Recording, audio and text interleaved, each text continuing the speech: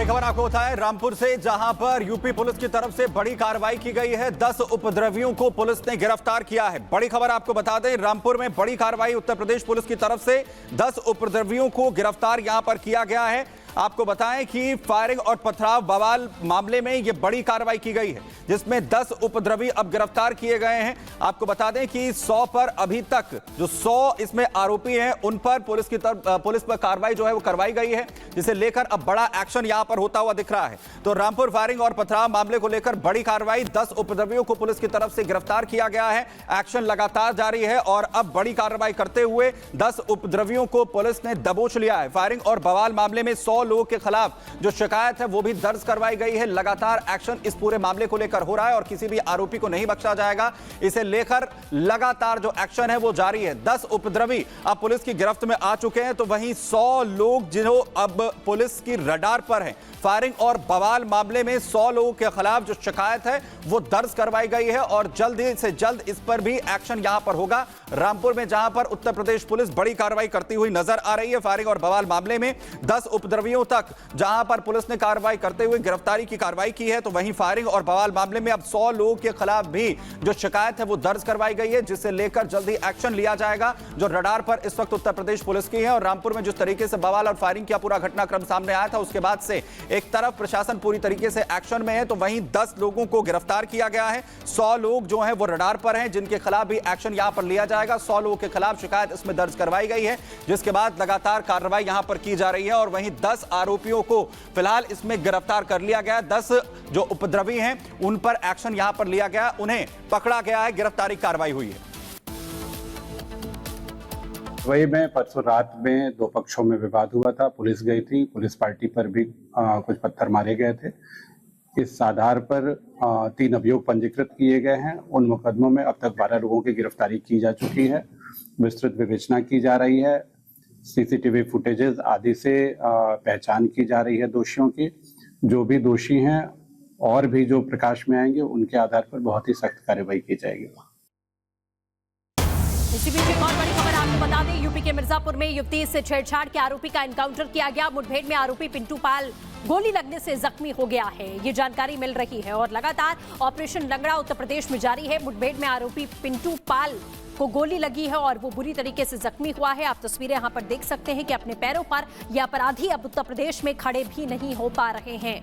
युवती से छेड़छाड़ का आरोप इस आरोपी पर था और पुलिस इसे लगातार ढूंढने की कोशिश करती है, चारों तरफ से घेर लेती है और उसके बाद एनकाउंटर होता है और मुठभेड़ में आरोपी पिंटू पाल के पैरों में गोली लगी है। आज सूचना प्राप्त हुई कि मुरैलिया के जंगल में मुख्य आरोपी पिंटू पाल छुपा हुआ है और भागने की फिराक में है। इस सूचना पर एसओजी, सब लॉन्च टीम और थाना हरिया पुलिस द्वारा जंगल की घेराबंदी की गई।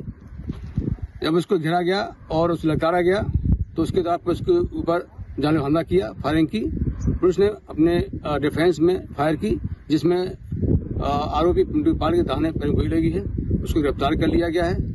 प्राथमिक उपचार हेतु सीएचसी हरिया भिजवाया गया है। अग्रिम विधिक कार्रवाई की जा रही है। और बड़ी खबर आपको बता दें, इलाहाबाद हाईकोर्ट से यूपी सरकार को बड़ी राहत मिली है। महाकुंभ भगदड़ की जांच नहीं होगी, सीबीआई जांच, यह हाईकोर्ट की ओर से कहा गया। इलाहाबाद हाईकोर्ट ने पीआईएल को खारिज कर दिया है। इस मामले की सीबीआई जांच की मांग की गई थी, हालांकि हाईकोर्ट की ओर से मामले को खारिज कर दिया गया है। सीधे तौर पर पीआईएल को खारिज किया गया है। इलाहाबाद हाईकोर्ट में ये पीआईएल दाखिल की गई थी कि महाकुंभ में जो भगदड़ हुई थी उसकी सीबीआई जांच होनी चाहिए, सीबीआई को जांच सौंप देनी चाहिए। लेकिन इलाहाबाद हाईकोर्ट ने यूपी सरकार को बड़ी राहत दी है और इस पूरी पीआईएल को खारिज कर दिया गया है। महाकुंभ में भगदड़ हुई थी, जैसा कि हम सभी को पता है कि किस तरीके से स्नान के दिन, पवित्र स्नान के दिन किस तरीके से भगदड़ होती है और उसके बाद इस मामले को लेकर लगातार कई सवाल भी खड़े किए गए थे। हालांकि मामले की तफ्तीश होती है, जांच पड़ताल लगातार की जाती है। गठन भी वहां पर एक टीम का किया गया जो इस पूरे मामले की तफ्तीश कर रही थी। लेकिन इलाहाबाद हाईकोर्ट में यूपी सरकार को लेकर और इस भगदड़ को लेकर, महाकुंभ में भगदड़ को लेकर सीबीआई जांच की पीआईएल दाखिल की गई थी, जिसे हाईकोर्ट की ओर से खारिज कर दिया गया है और सीबीआई जांच नहीं होगी इस मामले में। महाकुंभ भगदड़ मामले में यह साफ तौर पर हाईकोर्ट की ओर से कहा गया है। ये जानकारी आपको हम लगातार दे रहे हैं। इलाहाबाद हाईकोर्ट से यूपी सरकार को ये बड़ी राहत मिलती हुई यहां पर दिखाई दी है। कई लोगों की जान गई थी, कई लोग जख्मी हुए थे, जिसे लेकर सरकार ने तफ्तीश भी यहां पर की। पूरे प्रशासन ने मिलकर इस पूरे मामले की को तह तक जाने की कोशिश यहां पर की गई, खंगालने की कोशिश की गई।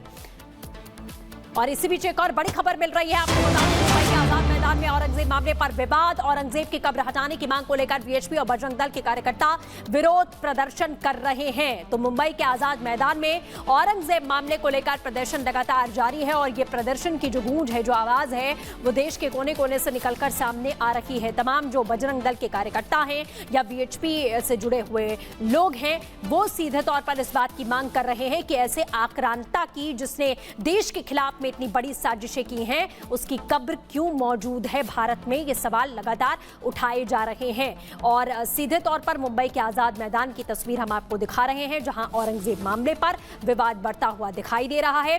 तमाम जो अलग अलग हिंदू संगठन हैं, वो अब सड़कों पर उतर चुके हैं और मांग यही की जा रही है कि औरंगजेब का भारत से नामो निशान मिटा देना चाहिए।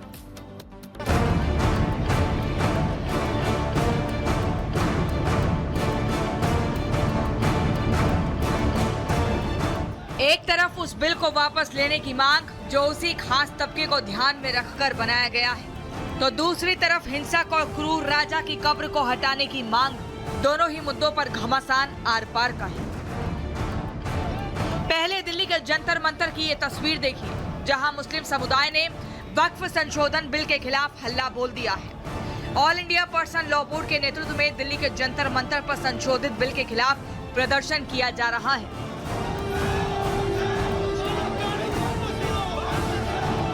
वक्फी ज़मीन है और ये ज़मीन अल्लाह के लिए हमने कुर्बान कर दी है, मुसलमानों की ज़मीन है। इसके अंदर अगर कोई इस तरह की दखल अंदाजी होगी तो बर्दाश्त नहीं की जाएगी। हमारी बहुत सख्त नाराज़गी है इस पर और हम मोदी सरकार से इस पर बहुत ज़्यादा नाराज़ हैं। हम मांगे बस ये रखेंगे कि जो बिल लाया गया है इसको फ़ौरन वापस किया जाए। All India Muslim Personal Law Board, Jamiat Ulema-e Hind और ऑल इंडिया मजलिस मुशावरत समेत कई मुस्लिम संगठन संशोधित बिल का विरोध कर रहे हैं। जबकि बीजेपी का आरोप है कि रमजान के इस पाक महीने में इस तरह की प्रदर्शन का मकसद देश में दंगे भड़काना है। मुस्लिम पर्सनल लॉ बोर्ड शरई मामला से भटक गया और समाजी मामला से भी भटक गया और अब हालात ये हैं कि बोर्ड को सियासी लोगों ने, पॉलिटिकल पार्टियों ने हाईजैक कर लिया है। वक्फ एक बहाना है, देश में दंगे भड़काना है, आग लगाना है, वोट बैंक की दुकान चलाना है और यही इनका फसाना है। पर इसको हिंदू मुसलमान बनाने की कोशिश समाजवादी पार्टी, कांग्रेस, तृणमूल कांग्रेस कर रही है। लोगों को शाहीन बाग देश में बनाने की जो है उकसाने की कोशिश कर रही है। इधर औरंगजेब की कब्र हटाने की मांग आंदोलन की शक्ल ले चुकी है।